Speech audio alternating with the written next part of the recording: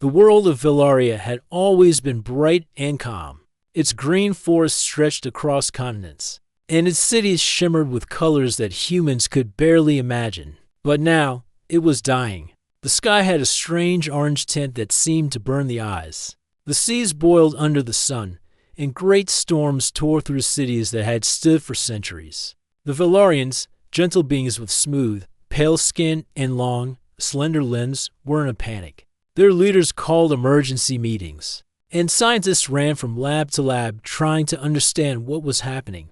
They had predicted that their sun would age in hundreds of cycles, but somehow, it was collapsing faster. Radiation levels rose beyond what even the most advanced Velarian shields could handle. Entire regions became uninhabitable. People fled to underground shelters, but there were too many of them. Fear spread faster than the storms, and whispers of death haunted every street dot in the central city. A dome of shining silver and gold, High Chancellor Laren sat at a tall desk, staring at a map that showed red zones where storms were destroying everything. His long fingers drummed against the smooth surface. "We must call for help," he said softly, almost to himself. Around him, advisors and scientists nodded, the worry was written across all their faces. "Send messages to every council in every allied world. We cannot face this alone." In the communications chamber, a young Velarian named Sila worked at a console, sending the distress signals. Her voice trembled as she spoke to the artificial intelligence managing the transmissions. "Send to the Council of Advanced Worlds. Send to every fleet in the nearby sectors. We have no time. Every hour counts." She pressed the last key, watching the signal beam through space, hoping someone would hear. Days passed.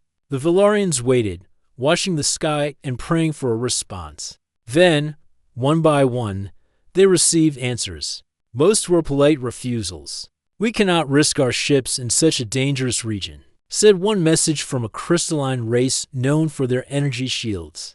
Another said, "Our fleets are busy with other emergencies. We regret we cannot assist." Panic grew in Velarian cities as more messages arrived. The high towers of silver and gold seemed to sag under the weight of hopelessness. Then, unexpectedly, a reply arrived from a world far below the galactic standards of most civilizations. Earth, the humans.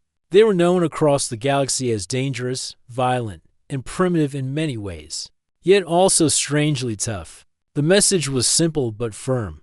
"We will come. Prepare for us." High Chancellor Laren read the message aloud in the council chamber. The advisors exchanged confused glances. "Humans, from Earth? Are they serious?" One asked. "Yes," Laren said. "They call themselves Deathworlders. They come from a planet where life is hard. They survive storms, fire, famine, and war every day. Perhaps they are the only ones who can endure what we face." The council was skeptical. No one had ever seen humans in action on such a dangerous scale. Most species of the galaxy considered them reckless. Yet, as the days passed and the sun's death drew nearer, Laren had no choice. The humans were coming, and he prayed their courage would match their promise. Thousands of kilometers away, in the industrial orbit of Earth, Captain Ethan Cole prepared for the mission. He stood on the deck of the human ship, Aurora, a large vessel built for survival, not beauty. Its thick armor plates gleamed under the sun, but every panel bore scars from previous missions on Earth. Ethan was not a tall man, but his presence commanded respect. His eyes were sharp, and his expression calm, even as alarms flashed across the control panel. "Are we ready?" Ethan asked. His engineer, Laura Bennett, looked up from a console covered in wires and blinking lights. "As ready as we will ever be," she said. Her brown hair was tied back in a messy braid. "The shields are fully reinforced. Fuel is stable. Life support is running at max efficiency. But Captain, the radiation levels on Velaria are extreme. Even with our suits, we need to move carefully." Ethan nodded. "I know. That's why we're here. We don't have the luxury of being careful anymore. We go in, we save who we can, and we survive." Pilot Jason Reed stepped forward, his hands resting on the railing. "The Velarian maps are outdated. Storms move faster than predicted.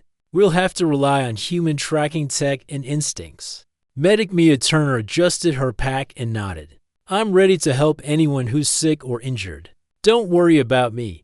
The human crew had trained for this moment for years. They were not just explorers. They were survival experts. On Earth, they had faced heat storms that melted steel, earthquakes that split cities in two, and plagues that claimed thousands. They were built for danger, and danger was exactly what awaited them on Velaria. When the Aurora launched, the ship tore through the atmosphere with a roar that shook nearby satellites. Flames danced across the edges, but the human crew remained calm. They entered the cold void of space, moving past familiar stars, toward a world that was dying and begging for aid. On Velaria, the first human ships appeared on the horizon. They did not shine like the Velarian vessels, which glimmered with energy and elegance. These ships were heavy, thick, and practical. They bore armor that reflected nothing but survival. Velarian citizens peered from underground shelters, unsure what to think. A few whispered fears of invasion, but most felt something deeper hoped when the humans landed.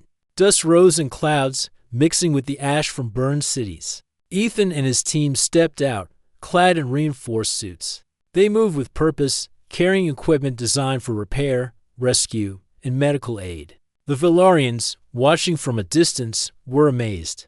No other species had dared set foot on the surface without shields protecting them from every gust of radiation. And yet these humans walked freely through the deadly air. High Chancellor Laren greeted them personally, standing on a platform above the city ruins. Welcome to Velaria, he said. I do not understand how you survive here. Others feared even to approach our skies. Ethan smiled slightly. We come from a world where survival is a daily test. This will not stop us. Laura began setting up portable shelters, using metal and plastic to make temporary homes for families who had been forced underground. Jason piloted drones into the radiation storms, sending back real-time data and dropping food supplies to scattered survivors. Mia moved among the people, checking the sick and injured, offering comfort even as her own face pressed against the heat of the deadly sun. The Velarians watched everything silently. Their fear began to fade, replaced by wonder. These humans did not run. They did not hide. They did not complain. Every action was deliberate, strong, and purposeful. As night fell on Velaria, the humans continued their work. Lights from their machines cut through the ash-covered landscape. Fires burned in places where storms had struck. But the humans were already building temporary barriers to protect the people. Children watched from the safety of shelter entrances, staring at the humans with wide eyes. Some whispering, "They are not like us. They are stronger." High Chancellor Laren stood again on his platform, looking at Ethan. "Your people are remarkable," he said quietly. "I have never seen such courage and endurance. Other worlds have abandoned us, yet you have come." Ethan shook his head. "We don't come for glory or thanks. We come because it is right. Your world needs help, and we can provide it. That is enough." The Velarians could hardly believe his words. Among the galaxy's advanced species, most active for profit, safety, or reputation. Humans active for something else, something pure. Their determination, their willingness to endure, and their courage made them unlike any being the Velarians had met before. The night passed with the humans working tirelessly. They repaired buildings, cleared streets, and set up safe zones. Fires were doused with portable pumps, and families were reunited. The sky above rumbled with radiation storms, but the humans remained calm, moving between dangers with confidence and skill. By dawn, Velaria had begun to feel a glimmer of hope. People emerged from hiding, helping the humans where they could, learning from their methods and following their instructions. High Chancellor Laren walked among the streets, observing everything. He realized that these Deathworlders of Earth were not only rescuers, they were teachers, survivors, and perhaps even heroes. As the sun rose higher, Ethan looked up at it through his suit visor. The heat was intense, but it did not break him. He turned to his team and nodded. "This is just the beginning. Velaria is in trouble, but we can make a difference. Let's show them what humans can do." And so, for the first time in generations, Velaria saw hope not from a mighty alien fleet, not from powerful shields, but but from the Deathworlders of Earth humans who came to help when no one else would, bringing courage, strength, and the unyielding will to survive. The humans did not waste any time. As soon as they landed, Ethan gathered his team. "We need to move into the northern settlements first," he said. "Radiation is higher there. But people are trapped. We can save them if we act fast." Laura adjusted her portable shield pack. "We'll need to clear debris to make a path. The buildings there are unstable." Jason checked the drones. "I can fly ahead and map the area. We'll know where to go and what to avoid." Mia loaded her medical kit. "I'll treat the injured as soon as we reach them. We don't have the luxury to wait." The Valarians watched silently from safe distances. Many of them had never seen humans in action before. They were used to delicate ships, precise energy beams, and careful rescues. But humans move with force, not finesse, and somehow it worked. The first northern settlement was in ruins. Houses had collapsed, leaving twisted metal and rubble in every street.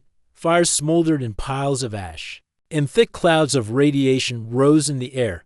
Some Valarian families were huddled in the remains of what had once been their homes, too afraid to move. Jason's drones flew ahead, scanning for safe routes. "We have a path," he said, pointing at the holographic map projected from the drone feed. "It's narrow, but it's stable enough for us to move through." Ethan led the team on foot, wearing his reinforced suit. The heat burned through the visor, but he ignored it. He moved carefully over rubble, using his experience from Earth to judge which structures might collapse. Behind him, Laura carried portable generators and repair kits. Mia followed, keeping an eye on the Valarian children and adults they passed, comforting those who were too scared to speak. The humans moved with determination. Unlike other species that might have fled at the first sight of danger, they pressed forward, ignoring heat, ash, and radiation. To the Valarians watching from a distance, it was both frightening and inspiring. They whispered among themselves, "No one else could do this. These humans are different." At the edge of the northern settlement, they found the first group of trapped survivors. A collapsed building had crushed several families inside. The humans worked quickly. Laura used a portable cutting tool to slice through metal beams. Jason and Ethan lifted heavy debris with their strength and leverage. Slowly, they freed the trapped Valarians. One young Valarian child, no older than 7, clung to Mia's arm. Tears ran down the child's smooth face. "I was so scared," the child whispered. Mia smiled gently, holding the child close. "You're safe now. We're here to help." The humans did not stop at rescuing. They set up temporary shelters using the debris, creating safe areas where survivors could rest. They powered lights with portable generators and created small water purification units. Valarians stared in amazement. Their technology was advanced, but the humans used what was around them in ways they had never imagined. As the day went on, more survivors were found. Each rescue was dangerous. Fires could flare up at any moment. Radiation pockets could rise without warning.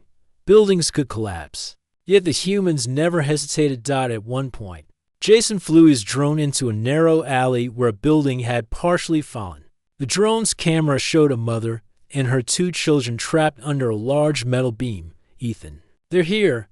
We need to move fast," Jason said. Ethan nodded. He lifted one side of the beam while Jason and Laura worked on the other. The humans coordinated like a single unit, each movement precise yet powerful. The mother grabbed her children and ran into the temporary shelter. She looked back, tears in her eyes. "How can you risk your lives for us?" she asked. Ethan simply shook his head. "Because you need us. That is enough." Meanwhile, the storms above were growing worse. Radiation storms swept through the northern lands, carrying ash, fire, and toxic winds. Most species would have fled. Ships from other worlds would have retreated to orbit, leaving the Valarians behind. But the humans stayed. They moved through the storms with their reinforced suits, shields holding against the radiation. Dust and ash covered their armor, but they pressed forward. Laura repaired portable pumps to extinguish fires. Ethan directed survivors to safety. Jason flew drones into collapsing buildings to guide them. Mia treated burns and cuts. refusing to stop even when her own suit alarmed her of radiation exposure. High Chancellor Laren watched from a distance with a small group of Velaryon leaders. Why did they do this? One asked. They could leave at any time. They could save themselves and survive. Laren shook his head. It is not just survival for them. It is something deeper. They endure danger for others. They risk everything because they choose to. I have never seen such courage. The humans, they are like no other species in the galaxy. Hours passed, and the humans worked without rest. The Velaryons started helping. Inspired by the humans' strength, families carried debris, cleared rubble, and helped move the injured. Children ran messages between shelters, guided by Mia and other human medics. Slowly, the northern settlement began to stabilize. Fires were reduced. People had water and food. Safe areas were established. Yet, the danger was far from over. A massive radiation flare began to rise from the surface. It was brighter and hotter than anything the humans had faced yet. Jason's drone detected it moving fast toward the main shelter. Captain, the flare is coming. It will hit in minutes. Ethan quickly assessed the situation. We cannot evacuate everyone in time. We need to create a barrier. He turned to Laura. Can we set up the portable shield here? Laura nodded. It will take all our generators, but yes, we can create a protective dome over the shelter. It will hold for the flare if we position it correctly. The humans worked frantically. Generators were moved into place, shield panels aligned, and power units connected. Jason flew drones to adjust positions, guiding humans and Velaryons alike. Mia calmed frightened families and moved them into the center of the emerging shield. The flare hit. Heat, radiation, and ash poured over the northern settlement. The humans and Velaryons inside the shield felt the vibration of the storm above. Dust and fire beat against the outer panels. For a moment, it seemed as though the shield might fail. Then, slowly, it held. The golden light of the protective field glowed over the settlement. Families inside cheered softly. Tears ran down faces. Humans were covered in ash and sweat, but none faltered. Ethan, Laura, Jason, and Mia stood together, exhausted but alive. Outside, Velaryons stared in awe. They had never imagined that a species could endure so much and still act with precision and courage. They are like us, and yet stronger than us, whispered one elder. We have called for help, but it is they who bring salvation. Even as the storm passed, the humans did not stop. They checked the shield, repaired minor damage, and ensured that all families inside were safe. Ethan walked among the people, offering reassurance. The worst is not over, he said. We will continue to protect you. Stay inside until the next storm passes. The Velaryons began to understand what the humans meant by being Deathworlders. On their planet, survival was a daily challenge. Humans had learned to endure heat, cold, famine, and disease. That endurance made them fearless in ways other species could not imagine. By nightfall, the northern settlement was stable. Survivors slept in temporary shelters under the protection of human-made shields. Fires had been extinguished, water and food were available, and injured Velaryons were treated. The humans finally allowed themselves a moment to rest. Sitting on rubble and exchanging quiet words, Ethan looked at his team. This is just the beginning. Velaria has many settlements, and storms will continue. But today, we save lives. Tomorrow, we save more. Laura wiped ash from her face. We're strong, but the planet is harder. We need to pace ourselves or we won't make it. Jason checked drone feeds again. There are several flares moving in different directions. Some of them are stronger than the one we just faced. Mia adjusted her medical pack. We can handle it. We have to. These people are counting on us. Double quotes. High Chancellor Laren observed silently. In his long life, he had seen many advanced species come and go. They had offered words, promises, and sometimes small aid. None had risked themselves like the humans did. None had faced fire and radiation without hesitation. For the first time, he felt hope that his world could survive. These humans were unlike any other. They brought something more than skill. They brought courage, endurance, and a determination to act when others would have fled. The northern settlement slept under the protective glow of human shields, and the storm clouds moved slowly across the sky. The humans were tired, but their spirits remained unbroken. Velaria had begun to heal, not because of magic or technology, but because a species from a harsh, deadly world had come when no one else dared to step forward. Ethan looked at the horizon, where other settlements were still at risk. "We will not leave anyone behind," he said. "Velaria will survive because we are here. This is what it means to be human." And with that, the humans prepared for the next day, knowing that the fight was far from over, but believing that as long as they endured, hope would endure too. The next morning, the humans did not rest. Ethan woke early, checking the maps of Velaria that Jason had updated during the night. Fires had flared again in some regions, and radiation readings showed new dangerous pockets.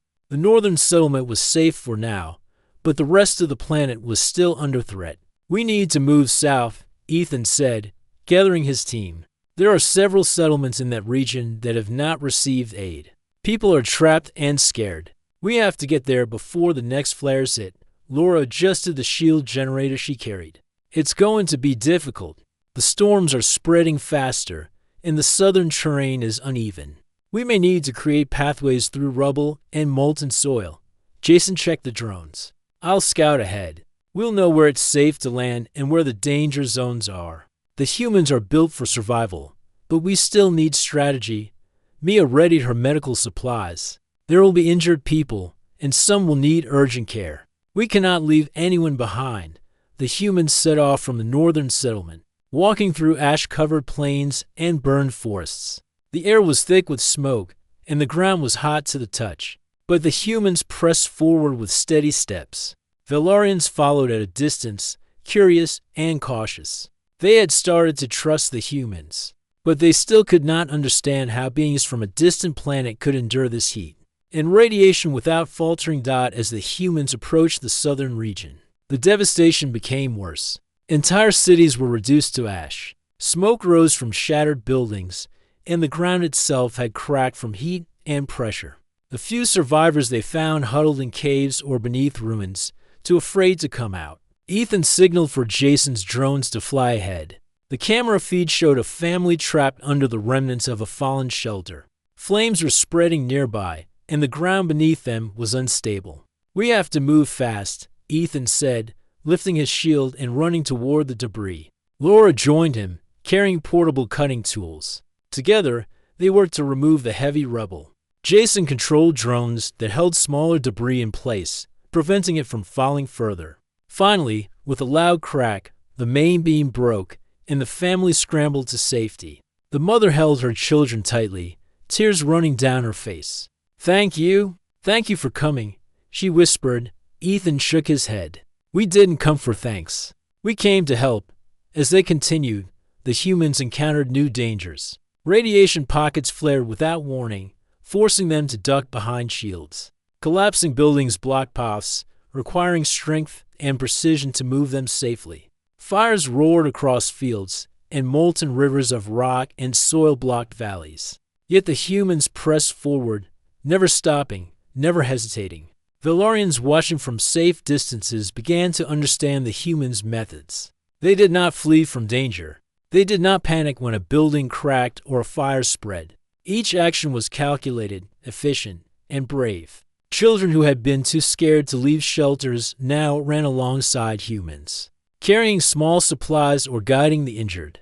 Adults followed instructions carefully, learning from the humans how to survive in a world that had become deadly. In one village, Ethan found a large crater where a radiation flare had struck. Several people were trapped at the edges, unable to climb out. "We can build a bridge," Laura said, looking at the broken ground. "It will take time, but we can save them." Ethan nodded. "Do it, Jason. Bring the drones. Mia, start preparing the injured." The humans worked quickly. Laura and Ethan assembled a temporary bridge from metal panels, reinforced with beams and human ingenuity. Jason's drones carried tools and materials to exact positions, guided by the humans on the ground. Mia organized the survivors, calming frightened children and treating minor burns. Hours passed. and the bridge was complete. One by one, the trapped people crossed to safety. When the last family made it across, they hugged the humans, unable to speak from relief. Ethan simply nodded and motioned for them to move to a safer area. The southern region was even worse than the northern settlements. Entire districts had burned, and radiation storms were stronger and more unpredictable. Yet the humans continued, showing no fear. They worked through the day and into the night, repairing shelters, clearing paths, and treating the sick. During a brief pause, Ethan looked at his team. "We can't stop. Tomorrow, more settlements need us. And the storms are not going to get weaker." Laura rubbed her arms, exhausted. "I know, but we have to pace ourselves. If we break, we can't save anyone." Jason checked the drones. "I've mapped the next region. There are several villages under heavy radiation. It's risky, but we can reach them with careful planning." Mia adjusted her medical kit. "We will make it. We have to. These people depend on us." High Chancellor Laren observed from a high ridge, watching the humans move through the burning land. "They are extraordinary," he said quietly to his aide. "Other worlds sent fleets that could not survive 10 minutes. These humans, they face danger without hesitation. They act not for reward, but because it is right." I have never seen such courage. As the night fell over the southern region, the humans set up temporary shelters for the survivors. Fires were smoldering nearby, but they had created safe zones with portable shields and generators. Families huddled together, amazed at the humans' ability to protect them. Ethan checked the conditions. "The storms will intensify at dawn," he said. "We need to reinforce these shelters before then." Laura and Jason worked quickly to strengthen the protective shields. They adjusted power output, fixed weak panels, and positioned additional barriers to block flying debris. Mia continued to tend the sick and frightened, never stopping even as exhaustion weighed on her. The Valarians looked on, slowly learning from the humans. They began to see patterns in the storms, methods to move safely, and ways to protect themselves. By observing the humans, they gained hope that their civilization could survive suddenly. A massive radiation flare erupted in the distance. The ground shook, and ash filled the air. Most species would have panicked or retreated, but the humans reacted with precision. Jason flew drones to monitor weak points. Ethan positioned shields and guided the survivors. Laura reinforced barriers, and Mia moved injured people to the safest areas. The flare hit, but the humans' preparations held. The temporary shelters and shields absorbed the worst of the heat and radiation. Families inside cheered softly, crying in relief. The humans were battered by ash and wind, their suits scratched and scorched, but they stood firm, unwavering in the face of danger. When the flare passed, the humans immediately went back to work. They repaired any damage, ensured all families were safe, and prepared for the next possible storm. The Valarians were amazed. Not only did the humans survive the extreme conditions, they continued to help others without hesitation. High Chancellor Laren walked among the humans briefly, observing their work. "You are unlike any species I have ever met," he said. "Your courage is beyond words." Ethan shook his head. "We are not perfect. We make mistakes, and we feel fear. But we act because we can, because we must. That is all." The Valarians began to trust the humans completely. Children who had been hiding in caves now followed them openly. Adults assisted with shelter construction, carrying materials, and learning human techniques for survival. Even the older Valarians, who had lived through many storms, marveled at the humans' endurance. As the night deepened, the humans finally took a moment to rest. They sat in a circle, sharing water and small rations. Exhaustion was visible on their faces, but their eyes remained alert. Ethan spoke quietly to his team. "Tomorrow will be harder. The southern settlements are larger, and the storms are unpredictable. But we will continue. We will not leave anyone behind." Laura nodded. "We've already saved hundreds today. That's something. But yes, we have to keep going." Jason checked the drone feeds once more. There are signs of more radiation pockets forming near the eastern plains. We should be ready to move there next. Mia looked at the sleeping Valarian families. "They trust us now. They believe in us. We can't let them down." Ethan smiled faintly. Then we will not. Velaria will survive, and we will make sure of it. The humans rested briefly, knowing the next day would be filled with more danger, more storms, and more people to save. Yet there was a quiet pride among them. They were Deathworlders from Earth, built to endure what others could not. They had faced fire, radiation, and fear, and they had not faltered.